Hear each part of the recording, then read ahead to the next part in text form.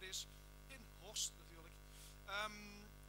Ik ben ook benieuwd, want we hebben natuurlijk nu een beetje een, ik noem het even een hybride evenement. We hebben natuurlijk veel kijkers thuis, maar ook een aantal mensen hier in de zaal. Kunnen we eens even kijken of we ook een beetje geluid kunnen maken, mensen in de zaal? Zijn we er? Ja. Kijk, dat is bemoedigend en ik neem aan dat u dat thuis ook gehoord heeft. We zijn er natuurlijk voor de uitreiking start van het kwartaal 2021 en ze zit hier op de voorste rij, zit ze er helemaal klaar voor. Dat is Claudia van Sarah aan Huis, dat is Hans en Veronique van Allemans Café Bistro Terras, Tom Hoebe van Top 3D en ja, het blijft natuurlijk het digitale tijdperk en daar kunnen wij goed gebruik van maken, want Sanne Thijssen van Sanne Thijssen Stables die zit in Spanje momenteel voor haar werk en we gaan straks kijken of we een videoverbinding kunnen leggen. Dus ja, er gaat veel gebeuren het komende uurtje ongeveer. Wij hebben er hier zin in en onze starters ook.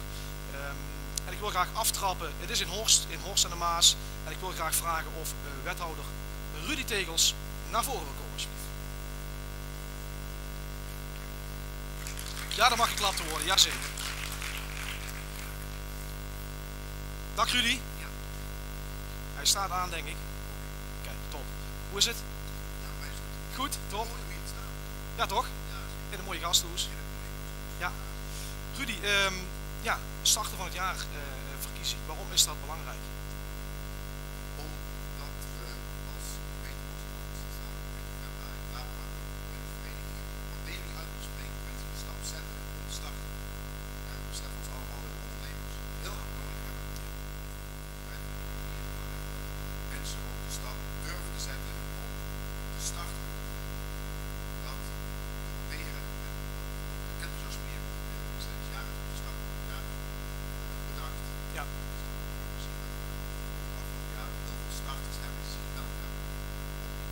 Ja, dus veel starters gemeld.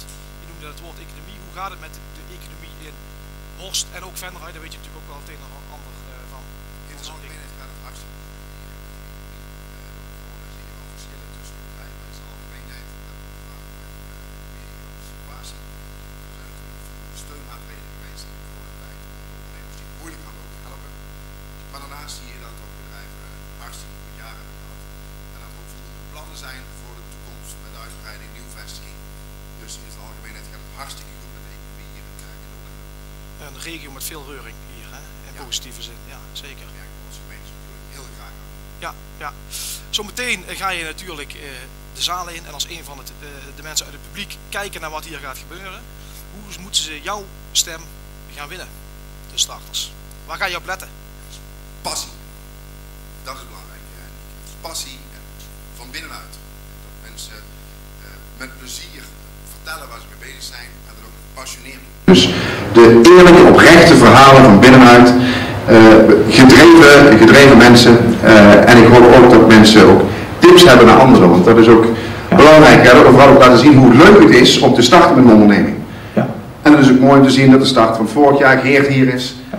Om zijn verhaal te vertellen. Hoe is het nou een jaar nadien? Ja, absoluut. Dus Geert, gaan we daar ook nog even mee babbelen hier op het podium. Rudy, jij bent natuurlijk de hele avond hier en we zien jou straks, want dan ga jij de startersprijs mee uitreiken. Ja, dus, en veel succes aan degenen die de pitch geven. En we hebben er vertrouwen in dat het gewoon een leuke, mooie avond gaat worden vanavond. Super. Dankjewel. Rudy, dankjewel.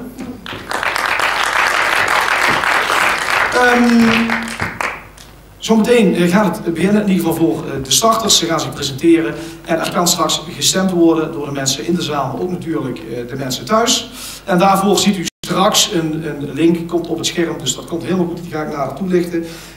Maar dat stemmen kan alleen voor de mensen die zich aangemeld hebben via de ondernemersvereniging of via de starters die hier aanwezig zijn vandaag. Dus mocht je een code hebben straks, ga stemmen. Oké, het gaat beginnen. 4 starters. Ze weten al heel lang natuurlijk dat ze starter van het kwartaal zijn van 2021. Alleen nu doen we nog een schepje bovenop. Starter van het jaarverkiezing 2021. Het zijn allemaal toppers. Ze hebben zich goed voorbereid. Ze hebben er zin in, enthousiasme. En we gaan dan in ieder geval kijken naar de starter van het jaar. of de starter van het kwartaal, het eerste kwartaal van vorig jaar. En dat is Claudia Keizers van Saar aan Huis. Groot applaus voor Claudia.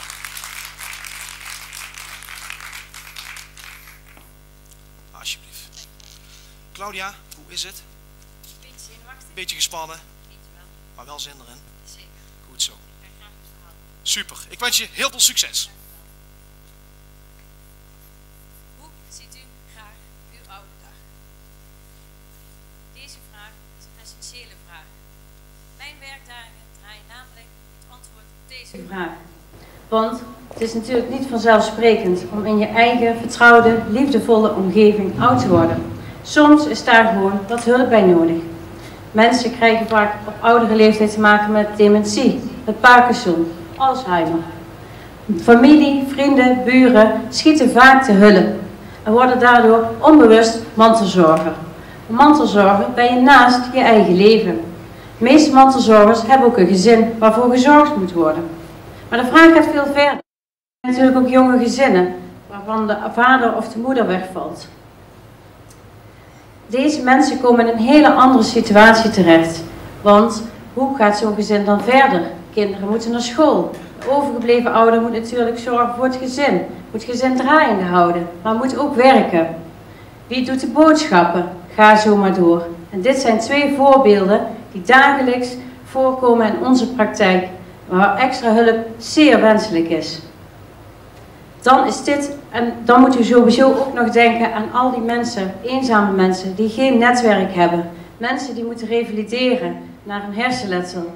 En we hebben natuurlijk ook nog mensen met psychische problemen. Zij zijn op zoek naar een maatje. Dan is dit het juiste moment waarop een SAAR ingezet kan worden. Mijn kampioenen in het ontzorgen. Zij zijn de ogen, de oren van de mantelzorgers. Zijn maatjes van de cliënten. En zij zorgen ervoor dat er structuur in de dag teruggebracht kan worden. Zij kunnen zorgen dat er boodschappen gedaan worden. Zij kunnen nog voor veel meer andere dingen zorgen. Voor gezelligheid, voor een doktersbezoek en ga zo maar verder. Mijn SAAR's verlenen alle zorg behalve de medische zorg. Het zijn mensen met levenservaring. Het zijn mijn kampioenen in het ontzorgen. Zij zorgen ervoor dat de medemens een maatje krijgt. Door mijn eigen ervaring als mantelzorger op een hele jonge leeftijd weet ik als geen ander hoe moeilijk het af en toe kan zijn om mantelzorger te zijn in combinatie met een baan en een jong gezin. En dat daarvoor extra hulp zeker geen overbodige luxe is. Uit deze beleving is mijn passie ontstaan. Mijn passie heb ik omgezet in daden. Hulp geven aan mantelzorgers, aan alle andere mensen die hulpbehoevend zijn. Contact leggen tussen de SAAR's en de cliënten. Verbinden van deze mensen is het mooiste van mijn werk. Maar het vraagt een groot empathisch vermogen. Goed kunnen luisteren naar de cliënt en naar de mantelzorgers. Zodat ik weet waar de nood het hoogste is. Zodat ik de juiste SAAR uit kan kiezen die in die situatie het beste past. Maar in deze situatie komt dus mijn SAAR kijken. En mijn SAAR's moeten natuurlijk dezelfde passie en medeleven hebben als ik heb. En wij leveren zorg op maat. Ik kom uit een ondernemersgezin die weet van aanpakken. En SAAR's en cliënten weten dan ook dat ze altijd bij mij aan kunnen kloppen. En dat ze hoe dan ook, ik ervoor zorg dat de juiste hulpvraag goed ingezet wordt. En ik sta hier zelf als een hele trotse, beginnende ondernemer met heel veel toekomstdromen. En dat ik hier als starter het podium mag krijgen is natuurlijk fantastisch. En niet omdat winnen zo belangrijk is, maar meer om naamsbekendheid te geven aan al die mensen die zo hard die hulp nodig hebben. En dat ze weten dat er ergens in deze omgeving een SAAR is die hun kan helpen, hun leven aangenaam en makkelijker kan maken. En de vraag die ik u zojuist stelde, hoe ziet u zelf uw oude dag? Ik hoop van ganse harte dat u daar goed over nadenkt, dat u weet hoe, wat en waar u later oud wilt worden. En denk ook eens aan al die mensen in uw omgeving die hulp nodig hebben. Ruim een jaar geleden ben ik begonnen met mijn eerste medewerker, Marianne.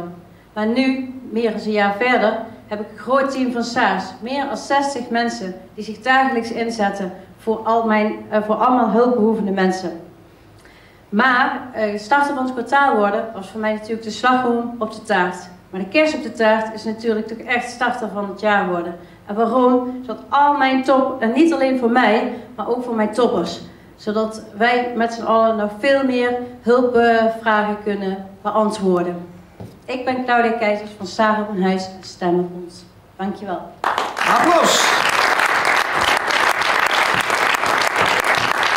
Super gedaan, Claudia. Dankjewel. Een Saar aan huis. Ja. Ik moest meteen denken, Saar, wie is Saar? Kun je dat eens uitleggen voor degene, voor mij is, en degene die nog niet weten? Ja. Als een dag misschien wel 50 uur zou hebben, dan zou ik misschien wel Claudia aan huis gaan noemen. Maar dat is niet zo, want ik kan zelf nou eenmaal de hulpvragen niet meer invullen, omdat we heel groot gegroeid zijn. Ja. Maar Sarah aan Huis is een landelijke organisatie. Het is een franchise-formule, wat maakt dat wij allemaal zelfstandig ondernemer zijn. Ja. En daardoor heeft ook iedereen zijn eigen groot rayon, waaronder voor mij ook gemeente Venray. En hoe komen wij aan de naam Sarah aan Huis? Dat is ontstaan vanuit Supertje, hè? De serie van vroeger.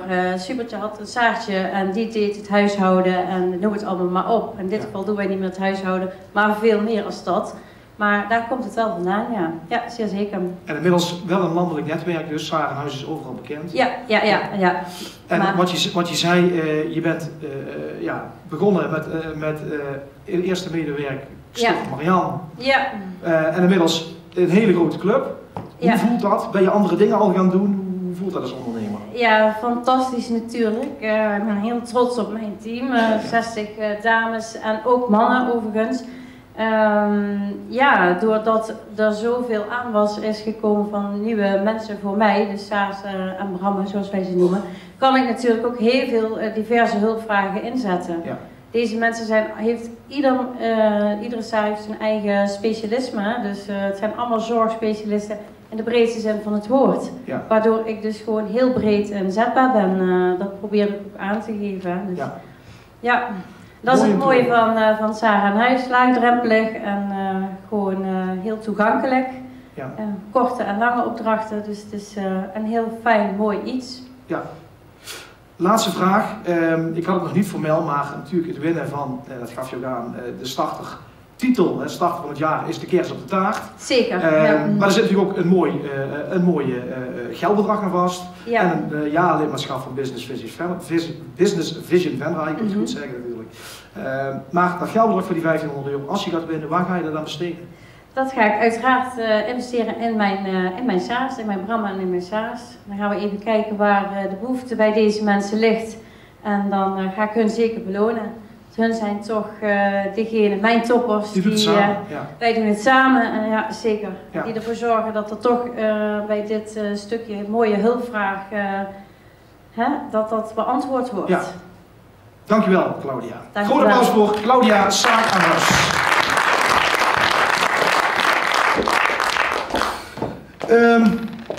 De kop is eraf nu, hè. In ieder geval Claudia heeft de spits afgebeten als eerste starter. En we gaan door natuurlijk naar het tweede kwartaal. En in het tweede kwartaal nodig ik graag Hans en Veronique uit. Holtakers van Allemans Café, Bistro en Terras. Geef ze een applaus.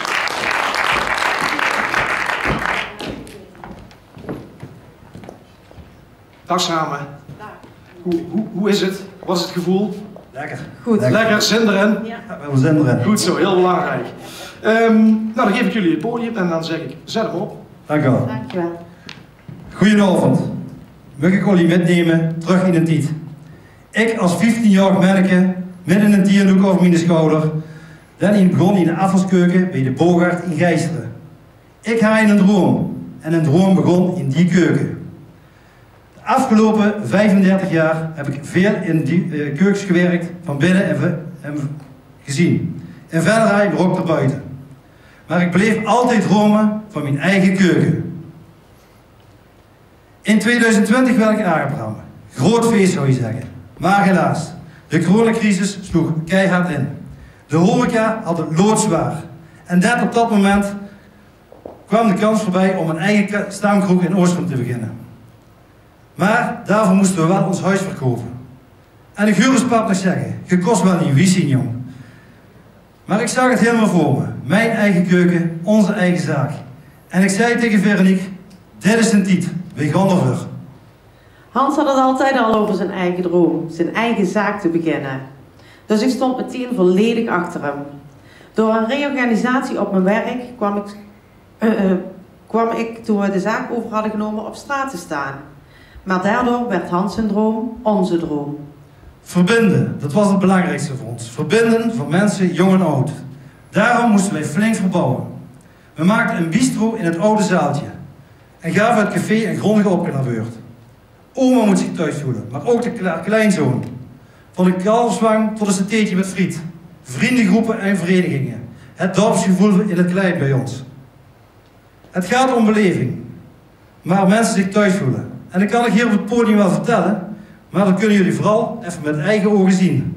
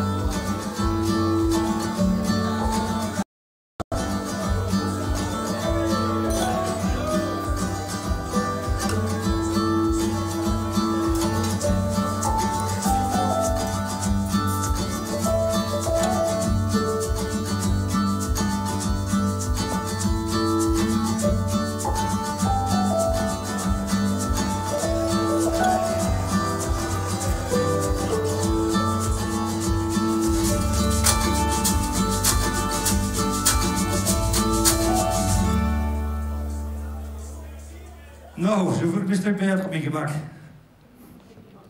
Nou, hadden net de beelden gemist. Dat smaakt toch naar meer? Nou, ik zie hier onder die weerman bedreigelen en de lussen, ja. Ons concept zoals we het voor ogen hadden werkt, dat zie je. We hadden nooit gedacht dat we in korte tijd dat we open zijn, dit hadden kunnen bereiken. Waar we ook mega trots op zijn, is dat de oudste inwoner van Oosterum, 96 jaar, met zijn vrouw eten bij ons bestelt. Dat brengen we met alle plezier langs. En dan nog onze allemans fietsroutes. Lekker de omgeving verkennen. Van de Peel tot Horst en de Maas. En dan weer neerstrijken bij ons. Voor een borrel of een lekkere hap. Eigenlijk kan ik in 5 minuten niet vertellen hoe mega gaaf ik het vind om hier te mogen staan. Mijn droom is uitgekomen. Sterker nog, het is eigenlijk onze droom geworden. En we mogen elke dag beleven. Beleven bij allemans. En we zijn nog lang niet klaar met dromen, want er zit nog veel meer in het vat. Met een tier nog steeds over mijn schouder.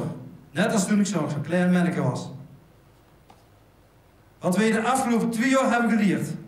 Hoe moeilijk de tier ook is, als je dromen najaagt, kunnen er mooie dingen gebeuren. Bedankt.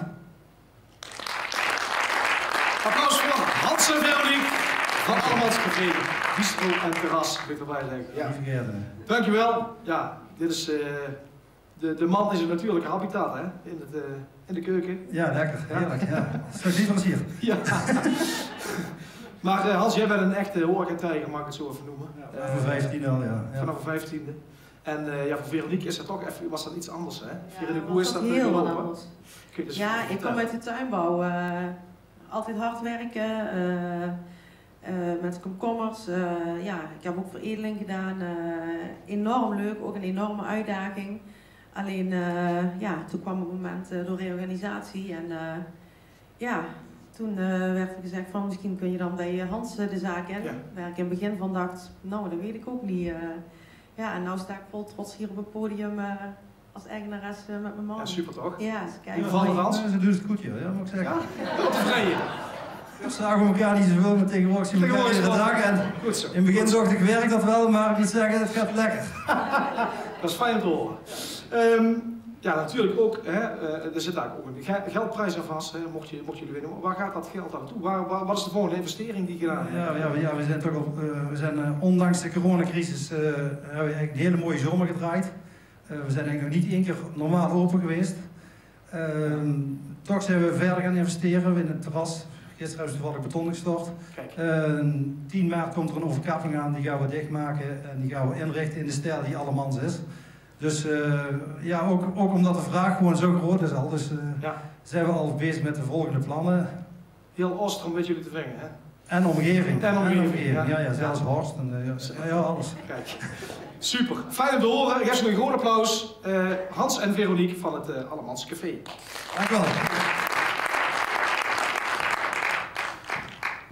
Zo, nu gaan we van de horeca naar een hele andere tak van sport. En daarom wil ik graag Tom Hoebe naar boven vragen van Top 3D. Applaus!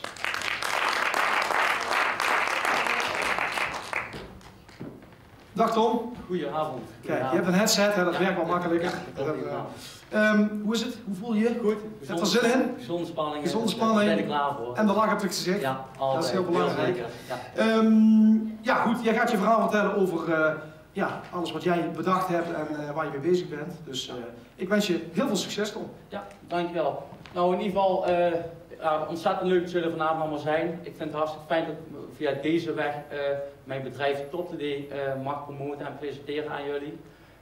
Mijn naam is Tom Hoebe, 21 jaar oud. Ik ben woonachtig in Zevenum en binnenkort ga ik met mijn bedrijf naar de Meetrik toe. Ik doe de technische achtergrond heb ik. Ik heb al een constructieopleiding gedaan in Helmond. Ik doe nu de opleiding in Kuik als mechatronica monteur. En ik doe dit gewoon bij Christiaans ondertussen. Wat doet Top 3D? Top 3D is voornamelijk de hoofdzaak is de Top Knife. De Top Knife is verzonnen door 3 jongens. Dat is onder andere mijn vader. Hij is actief in de glastuinbouw. Herman Hermans, hij is teeltvoorlichter. En ikzelf. Herman en Hans, die hebben afgelopen jaren zijn ze flink mee bezig geweest met het ontwikkelen van nieuwe oogstmessen. Dit helaas met minder goede successen. Een jaar geleden in 2019 ben ik ermee begonnen, samen met Herman en Hans. En we zijn uiteindelijk tot dit product gekomen. Wat is hier het grootste voordeel aan dit product, de Top Knife? Het mes bestaat uit 4 onderdelen. We hebben het handvat, het reservoir met een luchtkanaal zodat het geen vacuüm kan zuigen. En het meshouder en de mes zelf. Het grootste voordeel aan dit product is dat oogstmedewerkers gebruiken het. Ze pakken het reservoir, ze vullen met ontsmettingsmiddel, ze draaien het erop en ze kunnen gaan beginnen met oogsten. Het voordeel van dit product, vergeleken met vroeger was, vroeger hadden ze geen reservoiren, waardoor ze een bakje met ontsmettingsmiddel mee moesten nemen en tussendoor tijdens het oogsten het mesje moesten ontsmetten. In dit geval zit het reservoir bovenop en dit kost qua handelingen, heb je minder handelingen nodig en qua polsbelasting is het veel lager. Voor bedrijven is het ook natuurlijk gunstiger, want zodra je virus kunt krijgen, heb je een grote financiële impact. Dit hangt natuurlijk wel af van de tijdsperiode en de omvang van het virus. Top 3D is niet alleen bezig met Top Knife, dus het ontwikkelen van komkommersystemen, maar we zijn ook bezig met het oogsten van de tomatenteelt.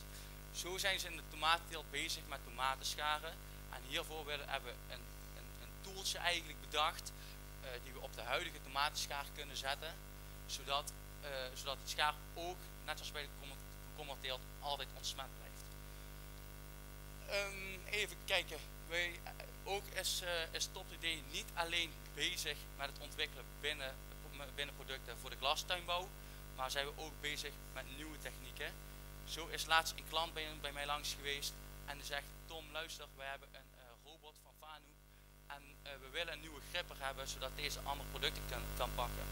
Hier zijn we samen met de klant op zoek geweest naar het juiste ontwerp en zo hebben we een nieuwe gripper mogen leveren aan deze klant. Dames en heren, dit was mijn presentatie. Ik hoop dat jullie stemmen, als jullie die nog over hebben, dat jullie die dan naar mij kunnen geven. En dan maken we er een fijne avond van. Dankjewel. Kijk Tom, dat is ook eens een commerciële afsluiting, hè? Ja. Dus, Tom, we hebben elkaar een aantal weken gesproken. Ja, dat klopt. En dat vond ik mooi toen je zei, ja, ik hou graag van hobbyen, ik ben altijd bezig. En toen ik pas begon, zeg maar, toen had ik onder mijn bed een kratje staan met allerlei spullen. En dan trok ik dat er onderuit en dan ging ik knutselen en doen. Dat zit echt in je bloed. Ja. En kijk eens wat je nu hebt gemaakt. Waar sta je over 10 jaar, Tom? Wat ben je dan aan het doen? Ja, dat klopt wat je zegt. We hebben ons laatst gesproken. En een half jaar geleden, als je mij toen vroeg waar ik stond, dan stond ik eigenlijk nog letterlijk in mijn slaapkamer met een kist onder mijn bed en daar het materiaal in elkaar te schroeven. Ja. Ik mag wel zeggen dat het gelukkig nu wat anders is. Ik heb, in Europa zijn we goed bezig om een product op kaart te zetten.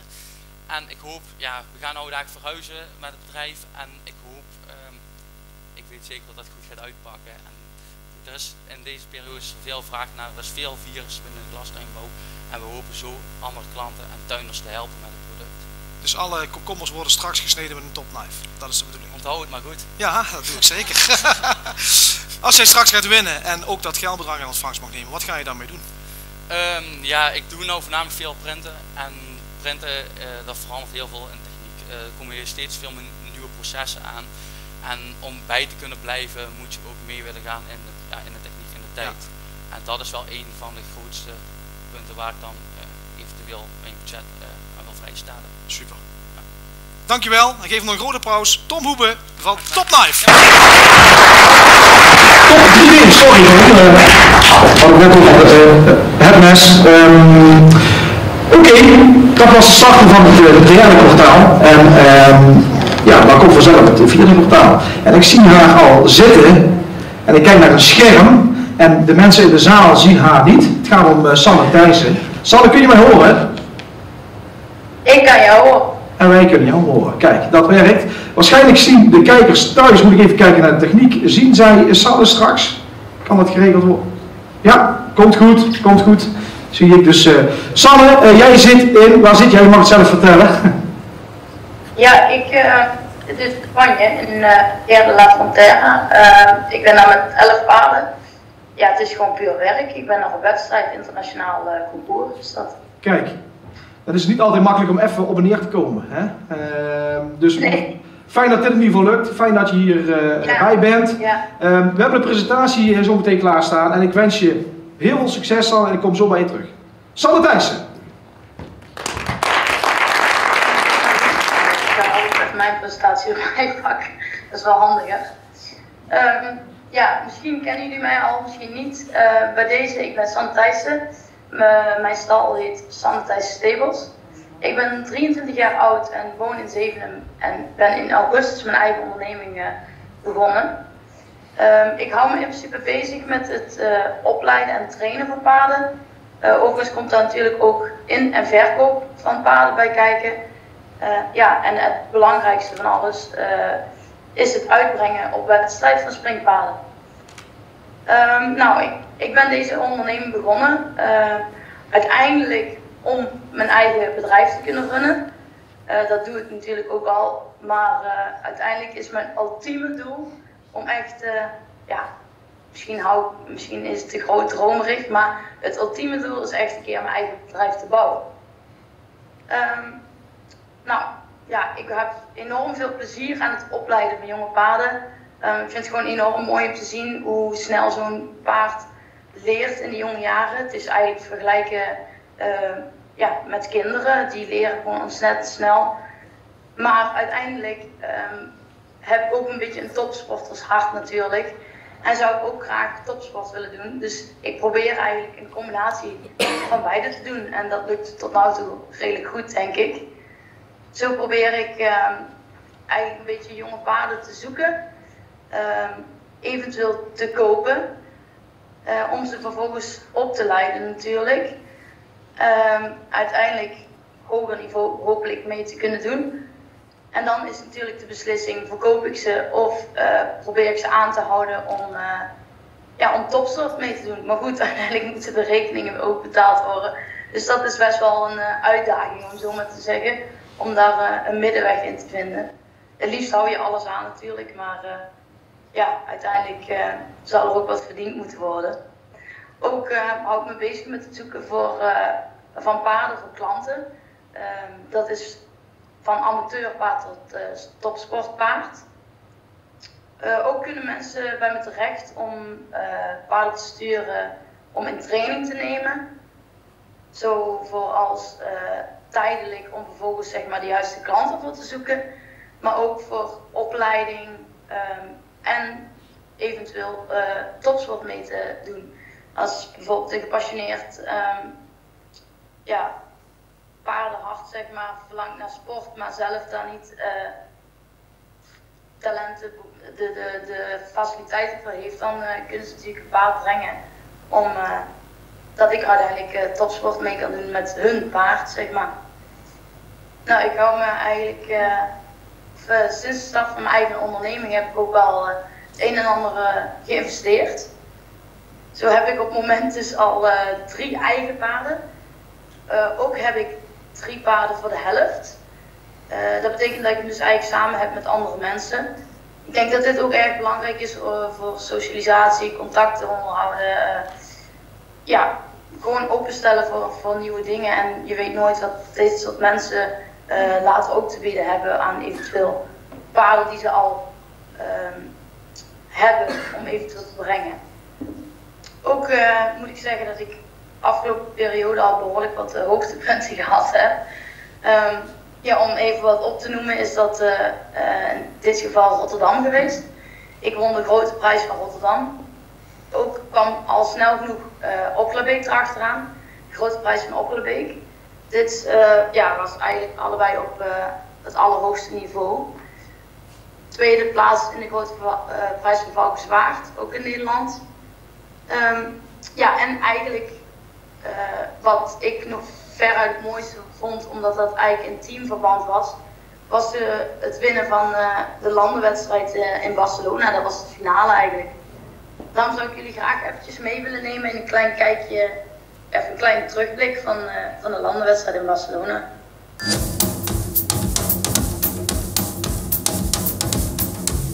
Welcome to the final day of the most prestigious annual team jumping championships, the Longines FEI Jumping Nations Cup final. Michael Vandervloot and the Pebbles, and they jump the last, they're clear. That's a great start. Will this be the second clear for the Netherlands? Willem Graham. That is an absolutely superb round. Just the one fence down, but that's 4 faults for the Netherlands. It's down to Harry Smolders to win it. A clear wins the 2021 Longines FEI Jumping Nations Cup final. One time penalty means a jump off against Ireland. He's done it! The Netherlands victorious at the 2021 Longines FEI Jumping Nation Cup final.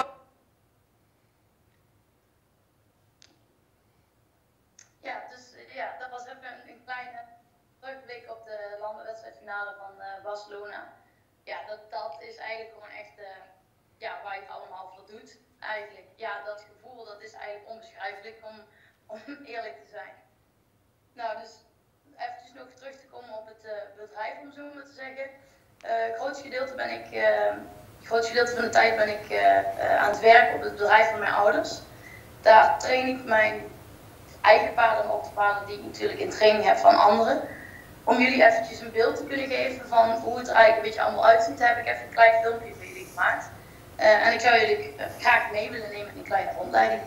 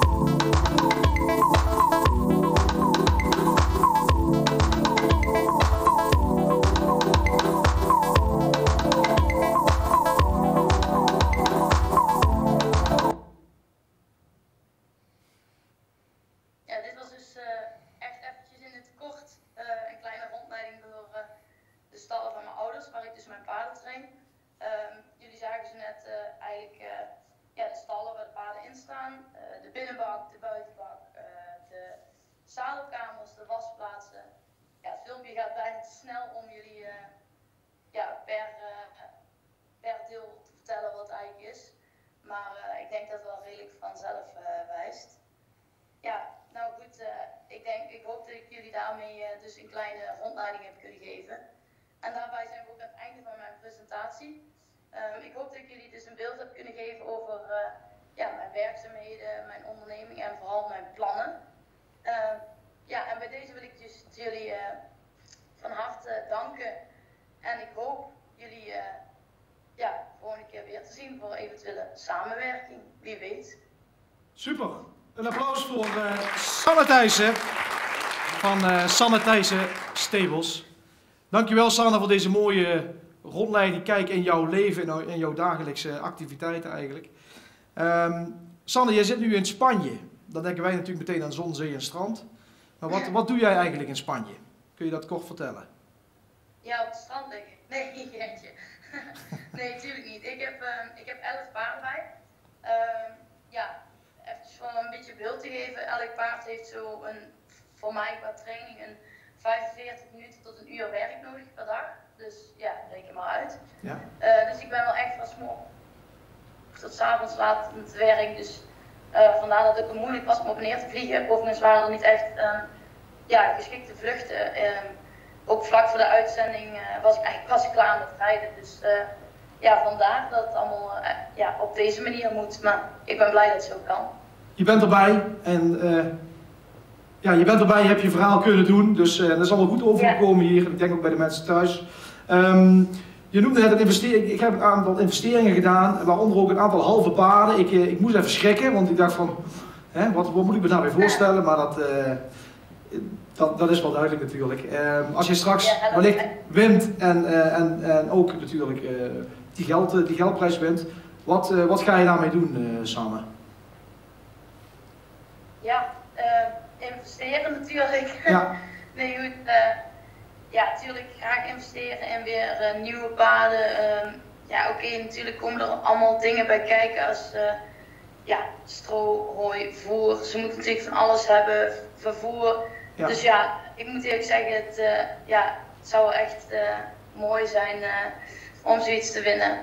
Uiteindelijk zal ik natuurlijk ook hier af moeten rekenen.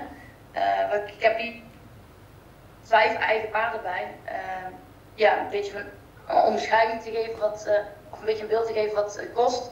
Is per paard kost ongeveer tussen de 600 en 800 euro per week.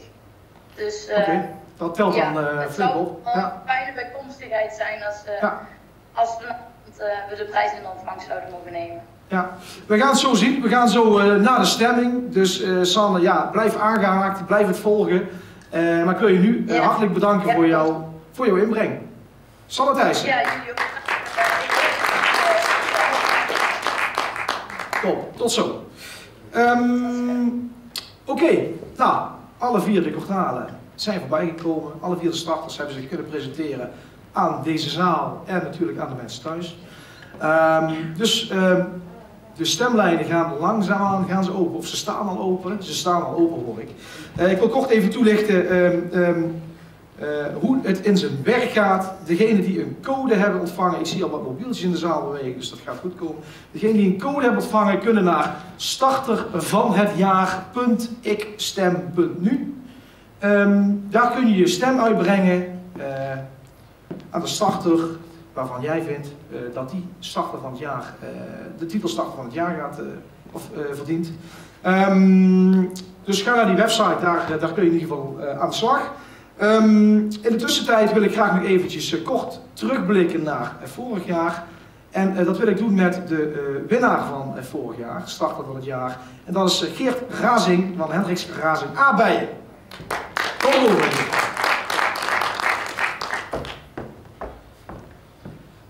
En we gaan even babbelen, dus we hebben hier niet voor niets een mooie bank staan. We gaan even zitten, Geert, als je het goed vindt. Je zit hier als starter, je bent hier aanwezig als starter van het jaar 2020. Je weet ook een beetje hoe de mensen zich voelen natuurlijk. Dat voel je nog steeds. Een beetje in leven.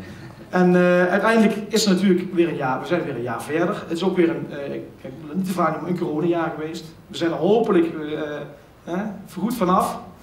We zullen het gaan zien. Maar hoe was dat vorig jaar? Hè? Want mensen kunnen gewoonlijk krijgen, maar goed, hoe was het met de arbeidsbusiness? Nou, arbei kunnen geen gewoonlijk krijgen. Nee, dat is ook niet gebleken. Ja. Uiteindelijk hebben we natuurlijk wel meer voldoening gehad. En wat dat betreft kijk ik op twee manieren daar tegenaan vanuit de arbei. Het heeft zowel zijn moeilijkheden gehad als zijn kansen. Op het gebied van arbeid denk ik dat dat heeft wel wat moeilijkheden met zich meegebracht. Waar ik in 2020 tijdens mijn presentatie al aangaf van het is wat moeilijker om de mensen vanuit het buitenland die komen helpen met de oogst om ze hier te krijgen. Ze zijn wat bang om te komen. Ze zeggen van nou, eventjes, wat gaat er gebeuren? Dat hebben we dit jaar eigenlijk niet gemerkt. Dit jaar was dat anders. Je merkt dat mensen, en dat merkten wij dan met onze medewerkers, maar dat merk je ook om je heen, al wat meer gewend zijn geraakt aan de situatie. Wat minder bang zijn geworden als het ware. Wat nu vooral spannend was, vond ik dan, is het moment van hey, ik heb een groep medewerkers en wie krijgt dit en hoe pakt dat uit in die groep en wat gebeurt er bij die mensen thuis, bij familie, vrienden, vragen, kennissen, En dat vond ik vooral spannend. Voornamelijk, wij moeten het voornamelijk hebben van een paar belangrijke weken per jaar waarin wij onze oogst hebben. En dan heb je natuurlijk je handjes heel hard nodig. En dan is het wel spannend als de zon schijnt en de aardbeien maar rood kleuren. Dat is het belangrijkste, hè? Dat is het belangrijkste en uiteindelijk is het goed gekomen. En als je kijkt naar het gebied van verkoop van de aardbei en de afzet, daar zijn we eigenlijk best positief over. Eigenlijk heel positief. Ik denk dat we gezien hebben dat steeds meer, dat consumenten eigenlijk alleen maar meer zijn gaan waarderen om thuis lekker, gezond, goed te eten. En ik denk ook dat het na corona niet meer volledig weg zal gaan. Dat is open natuurlijk. Ja. Dat is dan de positieve, en zo moeten we er ook maar van een positieve kant kijken. Ja. Je bent starter van het jaar geworden, je hebt die titel in ontvangst mogen nemen. Wat heb je daar, hoe heb je dat beleefd, zeg maar, het afgelopen jaar? Wat is er op je afgekomen na die bekendmaking, na die winst? Ja, in principe toen ik vorig jaar toen ik er aan mee ging doen, dacht ik van, ik ging eigenlijk met de intentie meedoen van ik vind dat leuk en ik vind het mooi om mijn passie te delen met anderen. En onze sector is positief weer even op de kaart te zetten. En ik had niet meteen de intentie om een prijs te winnen of om iets te moeten eerste te zijn. Maar als je dan eenmaal daar staat en op het moment daar is, dan ben je toch wel, dan heeft dat toch wel iets. Dan is het toch wel leuk om te zien dat je verhaal, dat andere mensen dat schijnbaar ook leuk vinden. Ja. En, dat is, en als je, het heeft meer losgebracht als ik dacht eigenlijk. Als je ook kijkt daarna, wat je aan positieve reacties krijgt en aan taarten en bloemen precies. Daar had ik van tevoren niet helemaal bij stilgestaan. Maar wel leuk natuurlijk. Ja, een mooie manier om in een hele korte tijd kennis en netwerk op te bouwen. En natuurlijk onze mooie sector weer eens een keer leuk op de kaart te zetten. Ja. Je hebt natuurlijk het jaarlidmaatschap van de Business Vision Venrise, voor mij toch een moeilijk woord begrijp ik. Heb je gewonnen, ik weet niet of er al heel veel, dat kan ik niet doen, of er al heel veel activiteiten zijn geweest. Dat zal misschien wel meer gaan worden natuurlijk. En je hebt ook dat geldbedrag gewonnen. Waar heb je dat aan besteed? Dat is wel goed inderdaad. Dat zeg ik even uitleggen. Wij in principe 1 keer per jaar wisselen wij onze teelt. Dan gaan de aardbeiplanten uit de bak, uit de goten, uit de kas. En die goten die moeten we reinigen en dat is best wel een arbeidsintensief proces. Ja. Nou hebben we eigenlijk hiermee geïnvesteerd in een hoge drukspuit die we op maat hebben laten maken eigenlijk. En dat we in 1 werkgang die goten sneller en makkelijker schoon kunnen maken. Het gebied van arbeidsvreugde en goed werkgeverschap vind ik dat een mooi aansluit super. Bij dit verhaal. Kijk, absoluut. Je bent natuurlijk vol aan het ondernemen en aan het bouwen. Waar sta jij over 5 jaar?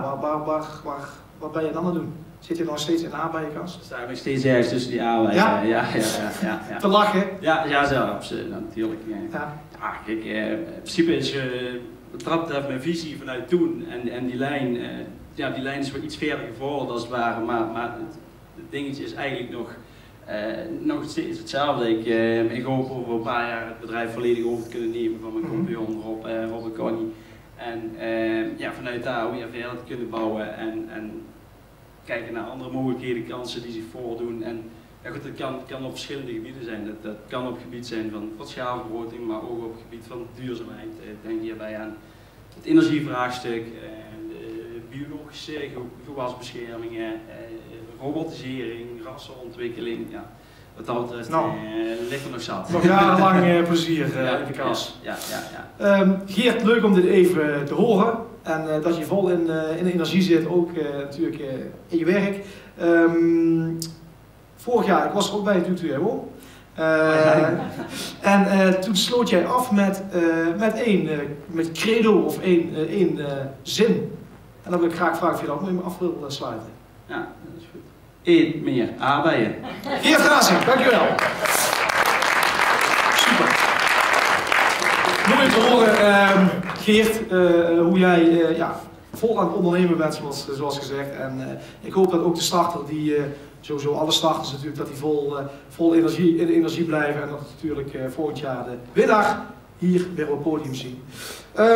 Het wordt wat spannender, want ik zie hier de notaris op zijn scherm kijken. Dus ik weet niet hoe het zit met de telling.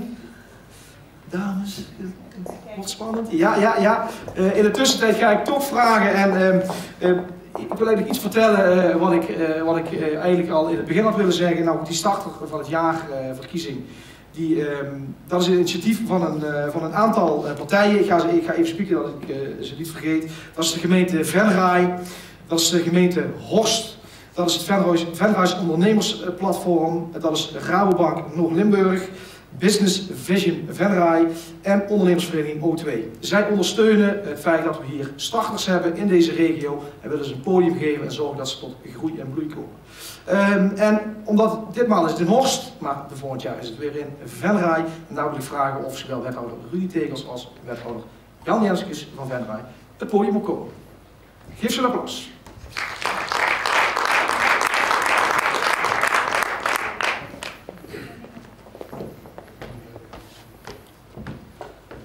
Ja, Rudy, daar zien we weer.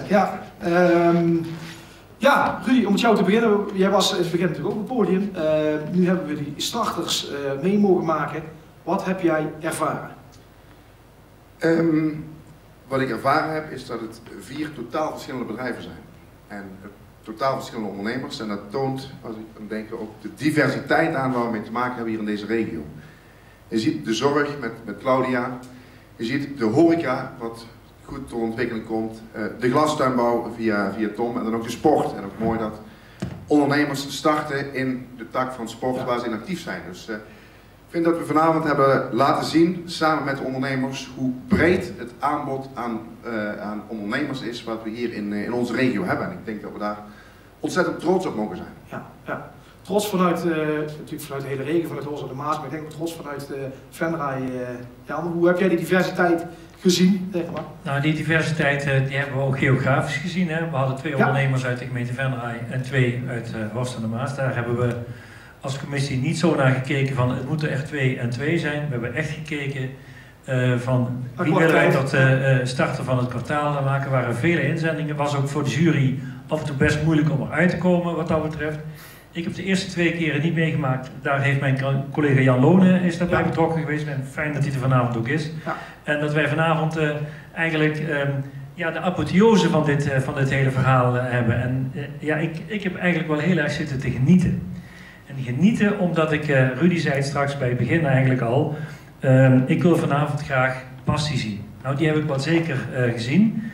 Ja. Maar wat ik ook gezien heb is ambitie en ondernemersinzet wat dat betreft. En het allerbelangrijkste is volgens mij plezier. Want plezier heb je echt nodig om het en vol te houden, zeker in een moeilijke tijd wat dat betreft. Maar plezier ook om volgende stappen te zetten. En van alle 4, of het begon met Claudia en Hans en Veronique en Tom, alle 4 en Sannes waren alle 4 bezig met hun volgende stap al. Ja. En dat hoort bij ondernemen. Ondernemen betekent ook steeds een klein beetje verder kijken. En ik vind het echt fantastisch hoe ze dat vanavond gepresenteerd hebben. Mooi, dankjewel. Die passie en dat vuur, dat zit er wel in. En vooral ook vooruitkijken, dat hebben we mee mogen maken. Ja, we gaan toch naar het moment suprême toe. Hè? Maar dan moet ik toch weer even in de zaal kijken. Ze zijn er druk bezig. Als we kijken naar ja, zeg maar de 4 starters en ook het aantal aanmeldingen. Volgend jaar is er weer een, ja, daar gaan we voor, is er weer een starter van het jaarverkiezing. Hoe zit het met het aantal aanmeldingen? Want wat Jan ook al zei, er zijn er wel weer wat binnengekomen, maar... Nou, laat ik het zo zeggen, op het moment dat we de inschrijving voor een kwartaal open doen, dan is het voor een aantal jonge starters, of ook voor oudere starters, altijd heel moeilijk om iets over jezelf op te schrijven. Van waar ben je nou van en waar wil je nou naartoe? Ja. En we hebben eigenlijk gemeend, ook als samenwerkende initiatiefnemers, om die drempel wat lager te maken. En eigenlijk ook mensen wat mee te gaan helpen in het ontwerpen van een nieuw inschrijfformulier, waar nog wat meer de vraag bij jezelf gesteld wordt: wie ben ik nu?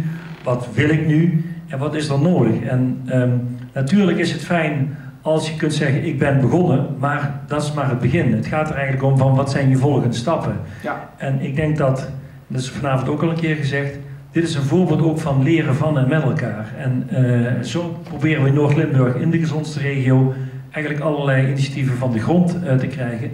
En of je nou aan de slag bent om ja, mensen die extra hulp nodig hebben verder te brengen, of je plezier en gezelligheid brengt, of je in de tuinbouw iets wil gaan betekenen, of dat je met topsport paarden bezig bent. Het zijn doorzetters. Ja. En dat wil ik eigenlijk vooral ook aangeven, dat dat belangrijk is. Want ondernemen, als iedereen het kan, begint iedereen ook aan. Maar je moet een plan hebben, je moet van plan zijn, maar je moet kunnen volhouden. En dat willen we vooral ook met deze verkiezing steeds laten zien. Begin eraan, durf, heb lef. En dat heb ik, denk ik dat het hard nodig is in de komende periode. Ja, ja. Als wethouder natuurlijk economie kan jullie daar natuurlijk volledig op bij aansluiten, denk ik. Ja, volledig. Ja. Dus, ik zie daar, ik zag de deur open gaan, ik zie de organisatie al binnenkomen, ik zie een gouden envelop. Dus ik zie de notaris. Ik zie de notaris, dus het kan niet meer stuk. Het is bekend. En ik wil eigenlijk vragen, ja Rudy, ditmaal in Horst dus aan jou de eer om ook de starter van het jaar 2021 of dat bekend te maken. De directeur van de Rabobank komt ook nog naar boven gelopen. Ja, absoluut. Arne Lutgenau, directievoorzitter Rabobank Noord-Limburg, mag zo de geldprijs ook overhandigen. Dus ja, absoluut. Kom maar naar boven, zou ik zeggen. Dan kunnen we zo meteen ook natuurlijk de winnaar erbij roepen. We missen nog eigenlijk het tromgeroffel. En, ja. Lukt niet. Dat denken we erbij. Welkom. Haal hem op, de envelop. Wat mooi om dit bekend te mogen maken hier op het podium. Zal ik jouw microfoon even aan?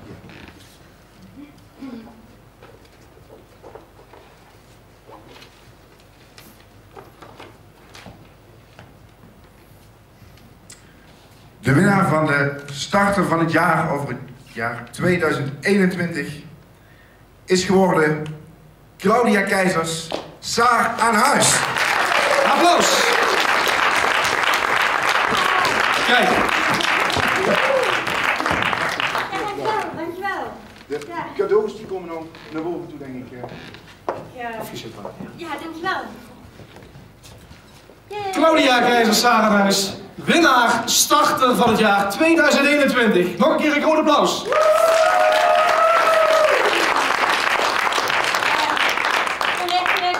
De eerste reactie. Lachen. Ja.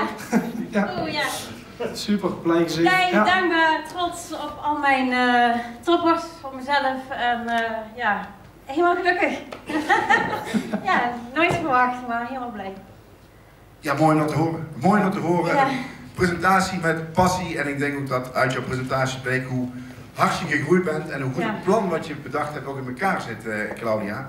En het is natuurlijk ook een tak van sport die mensen raakt. Hè? Dus met hele goede dingen bezig en verdient de winnaar van de starter van het jaar.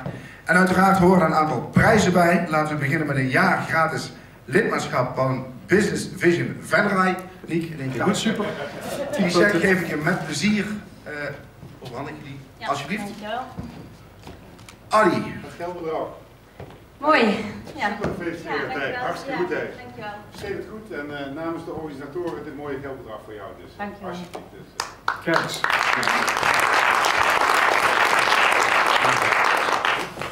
Super, kijk eens, de checks in de hand. Daar komt nog een bos bloemen bij. Het allerleukste doen. Ja. Ja, dankjewel. Ja, dankjewel.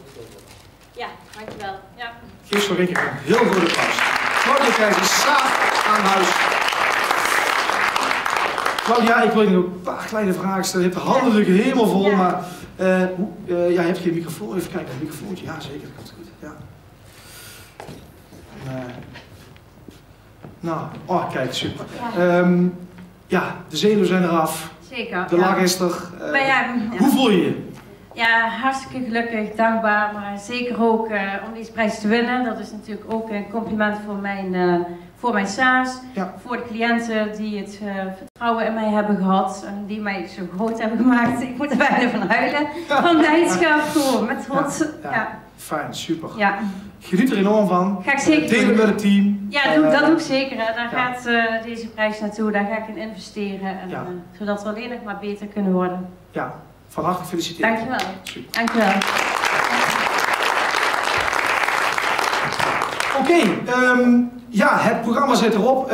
Ik wil ten eerste ja, ze zitten hier op de voorste rij. Dat zijn nog zeker natuurlijk allemaal toppers. Er zit nog iemand, een topper in Spanje. Ik wil jullie hartelijk bedanken, kandidaten, dat jullie hier meegedaan hebben. Jullie zijn allemaal tweede geworden. Ja, heel veel succes met ondernemen in de toekomst. Dat gaat helemaal goed komen. Dat is al gebleken uit de woorden van de wethouders. Dus succes!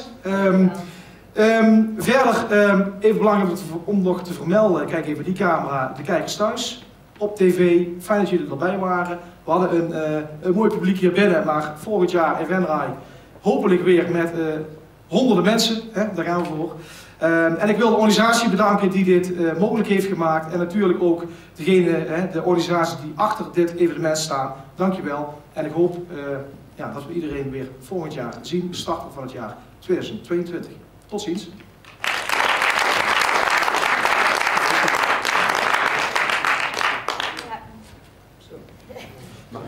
Mag ik nog even? Ja.